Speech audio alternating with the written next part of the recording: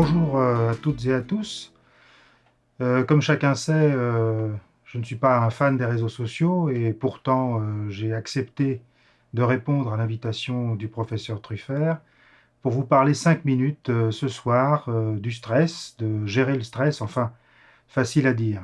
Oui, facile à dire parce que, vous voyez, le professeur Truffert nous a un peu mis la pression en vous rappelant que même s'il est très honoré et très touché de l'élan de solidarité, il ne faudra peut-être pas oublier que vous êtes quand même des étudiants et qu'il va falloir vous mettre au boulot. Eh oui, mais il a raison, le professeur Truffert. Je suis moi aussi très touché de votre élan de solidarité, mais force est de constater que vous allez être plus utile à être de futurs médecins et en ce moment, il va falloir jauger entre le travail personnel et l'élan de solidarité. Et je pense particulièrement à celles et ceux qui vont avoir un concours, la PACES, le CN, ou à vous autres qui avez des examens à préparer parce que vous nous serez très utiles pour nous succéder, pour nous aider, parce que rassurez-vous, pour l'instant, les grands gèrent. Mais encore une fois, merci de votre aide et pour vous aider un peu plus, à stresser un peu plus, je vais vous rappeler ce que c'est qu'un concours. Un concours, pour ceux qui vont, celles et ceux qui vont passer un concours, c'est une épreuve dans laquelle, si vous réussissez là où les autres ont raté, vous allez gagner quelques places. Mais si vous ratez là où les autres réussissent, là vous allez perdre beaucoup de places. Donc en fait, un concours, c'est quelque chose dans lequel l'objectif est de réussir là où les autres réussissent, ou en tout cas de ne pas rater là où les autres ne ratent pas. Alors pour ça, il y a d'abord un objectif d'apprentissage important, qui est surtout d'en apprendre peu et bien plutôt que beaucoup et mal. Alors vous allez me dire, oui, mais moi ça me stresse, tout ça, c'est une pression énorme, on nous met la pression. Alors rassurez-vous, le stress, il faut d'abord le définir. Le stress, c'est certes une contrainte, mais c'est aussi la réponse que l'on apporte à cette contrainte. C'est-à-dire que si vous vous dites que l'ECN ou le concours que vous allez passer est un enjeu vital et que vous êtes très binaire et très manichéen dans votre façon de penser, eh bien oui, vous augmentez le stress et vous êtes enfermé et vous êtes totalement inefficace. Mais vous pouvez aussi être très détaché, après tout, ce n'est qu'un examen. Et oh, Truffert a dit 30 ans, qu'est-ce que c'est que 30 ans? Et là, vous êtes un peu trop détaché, vous êtes également complètement inefficace. Vous voyez, comme toujours, il faut être un peu dans le juste milieu. Le juste milieu, ce serait pour vous qui êtes trop exigeant de vous dire transformez vos exigences en préférences. Après tout, ce serait mieux si je réussis. C'est toujours mieux de se dire ce serait mieux si je réussis plutôt que de se dire si je rate, c'est foutu. Et puis pour vous qui êtes un petit peu trop cool, est-ce que vous êtes bien motivé? Êtes-vous bien dans cet examen ou dans cette épreuve ou dans ce concours et est-ce que vous en avez bien mesuré les enjeux pour donner la juste mesure dont on a besoin? Le stress, on vous stresse, c'est aussi surtout l'idée que vous vous en faites. Et ça fait très longtemps qu'on connaît les effets de la subjectivité de chacun. Et Épictète disait déjà, ce ne sont pas les choses qui nous troublent, mais l'idée que l'on s'en fait. Alors, gérer le stress, c'est d'abord l'anticiper. Et toute personne qui a organisé des missions humanitaires ou des missions de santé comme celle que nous vivons, cette crise, l'intendance est fondamentale. Quelle est votre intendance? Quelles sont vos habitudes? Quelles sont vos routines, vos repères, votre niveau de confort? Il n'est pas question, quand on part sur un confinement aussi long, de sortir de sa zone de confort, comme on aime à le dire à la télévision ou sur les réseaux sociaux. Donc, il faut vous placer dans de bonnes conditions psychologiques, et les bonnes conditions psychologiques, c'est être ensemble. Nous sommes des êtres affectifs et co-construits. Alors, vous allez dire, il est rigolo quand on est confiné. Oui, vous êtes confiné, ça ne veut pas dire que vous êtes isolé. Et vous avez la chance d'avoir à votre disposition aujourd'hui de la technologie qui vous permet de communiquer avec les autres.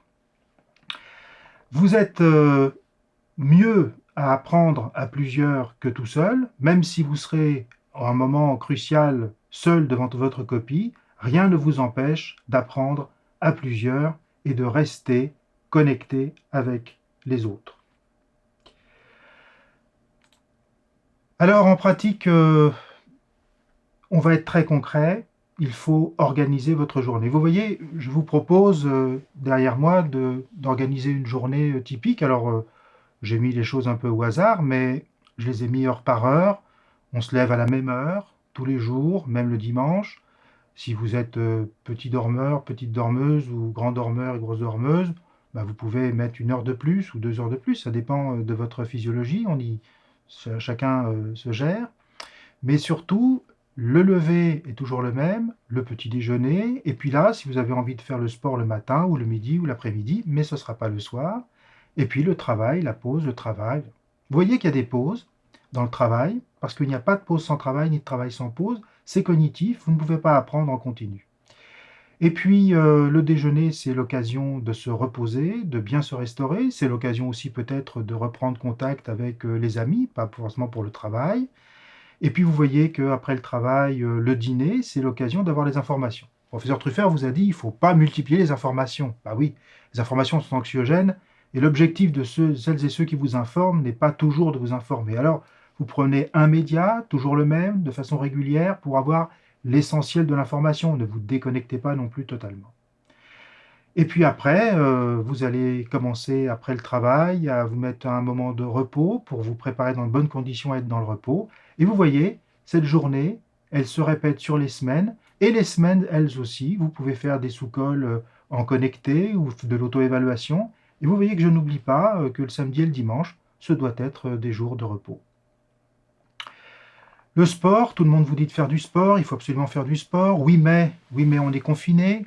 Eh bien, vous êtes confiné, mais vous avez une autorisation spéciale pour pouvoir faire du sport. Oui, mais moi, je ne fais pas de sport. Eh ben, faites de la marche.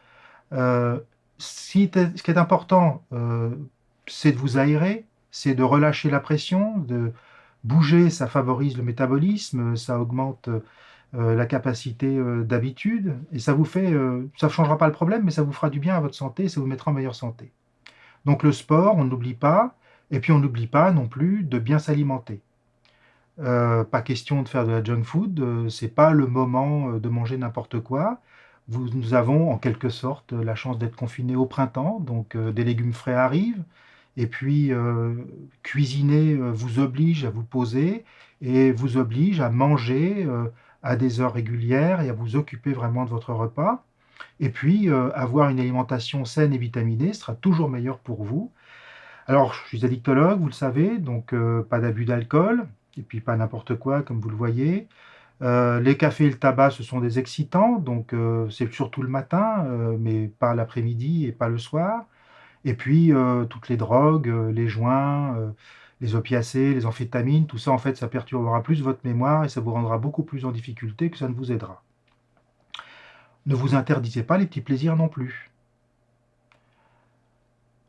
Et puis le dodo. Alors le dodo, c'est important et tout le monde vous dit oui, mais avec le stress, j'arrive pas à dormir. Alors ça, c'est un cercle vicieux. Plus vous êtes stressé, plus vous avez envie de dormir, moins vous arrivez à dormir, plus vous êtes stressé, moins vous arrivez à dormir. Mauvaise journée, mauvaise nuit, mauvaise nuit, mauvaise journée. Bon, on va commencer déjà par quelque chose de très simple. Il faut vous mettre dans des conditions pour bien dormir, éviter les efforts, surtout le soir, juste avant, on ne fait pas le sport juste avant d'aller se coucher, contrairement à ce qu'on pense, on ne va pas être fatigué, on va être excité. On évite les excitants, également le café, les écrans, pas les écrans, les écrans c'est le matin, si vous voulez les regarder au lit, les lumières fortes, etc. Vous vous mettez dans une chambre qui est dans un endroit de fraîcheur et de pénombre, et puis pas de somnifères, parce que en fait, ça dérègle votre sommeil. Arrêtez ce cercle vicieux de vouloir absolument dormir. Il faut vous reposer. Se reposer est déjà aidant pour votre corps. Restez allongé, reposez-vous, laissez faire les choses. Si vous dormez plus tôt, plus tard, si vous dormez plus tard ou plus tôt, ça n'a pas d'importance, vous êtes reposé, allongé dans un endroit frais et tranquille et en pénombre. Apprendre, c'est aussi une technique. Si vous avez la bonne technique pour apprendre, vous serez forcément moins stressé. Vous savez que l'écriture, faut pas l'oublier. Il est démontré que écrire augmente la cognition d'apprentissage, que faire des tests réguliers, des autotests, seul ou en groupe, et par le biais du téléphone ou d'une visioconf, vous pouvez faire des tests à plusieurs et des sous-cols à plusieurs. Arrêtez d'avoir peur d'oublier. on oublie régulièrement et on réapprend régulièrement. C'est pour ça qu'on fait différents tours dans chacune des révisions. Par pitié, un seul référentiel. Arrêtez de multiplier les informations. Ça, c'est comme les informations, les actualités. Une seule source d'information que vous allez adapter à votre façon d'écrire, de penser. Ne vous surchargez pas. Restez sur les réflexes et les tiroirs. Et puis, évaluez la durée des matières. Il y a des matières sur lesquelles il ne faut pas passer trop de temps. Il y en a d'autres qui sont plus prioritaires. Vous en avez marre? Ok, vous changez d'endroit, vous allez faire un peu de méditation, vous sortez 10 minutes, vous allez boire un verre d'eau. Vous n'allez pas vider le frigo. Quand vous ouvrez le frigo, c'est pas parce que vous avez faim, c'est parce que soit vous vous ennuyez, soit vous en avez assez de travailler. Donc faites une pause différente. Certains aiment bien écouter de la musique pour travailler. Chacun son truc. Mais s'il y a bien une chose qu'il ne faut pas faire, c'est travailler avec le téléphone portable, avec les réseaux sociaux, avec Facebook, avec Twitter, avec tout ça, avec le téléphone, avec la télé allumée. Ça, c'est certain que là, ça va perturber considérablement votre capacité d'apprentissage et vos capacités cognitives. Alors, je vous ai dit, faire un peu de méditation, ben, on ne sait pas faire de la méditation, on ne nous a jamais appris. Alors d'abord, il faut savoir que vous faites tous un peu de méditation, puisque rien que fermer les yeux 5 minutes et puis penser à quelque chose d'agréable, vous faites déjà de la méditation. Et puis, si vous venez penser que parce que vous êtes tendu, vous n'arriverez pas à vous détendre, eh bien au contraire, tendez-vous, tendez-vous, tendez-vous très fort pendant 30 secondes, et au bout de 30 secondes, vous êtes bien tendu, relâchez-vous, et vous faites déjà l'expérience de la relaxation. Un jour, quelqu'un a dit à mon épouse, tu sais, pour ceux qui sont agités, c'est comme un verre d'eau avec de la boue. Lorsque vous avez un verre d'eau boueuse, et si vous continuez à l'agiter, l'eau est toujours trouble. Si vous posez le verre et que vous laissez faire, comme par hasard, la boue tombe au fond et l'eau reste claire. Voilà ces quelques mots que je voulais vous dire. D'abord, n'ayez pas peur d'avoir peur, parce que de toute façon, vous perdrez 10 à 20% de vos moyens le jour du concours.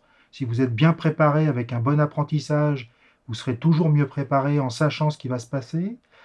La régularité, c'est l'efficacité. Gardez bien le rythme, peu et bien, pas tout seul. Vous êtes confiné, pas isolé. Et puis, une journée bien organisée vous aidera plus. Et puis, sachez souffler. Souffler, souffler vraiment. Mais aussi, appelez vos amis, appelez vos parents, lisez, regardez des bêtises sur Internet. Regardez 5 minutes FacMed. Merci.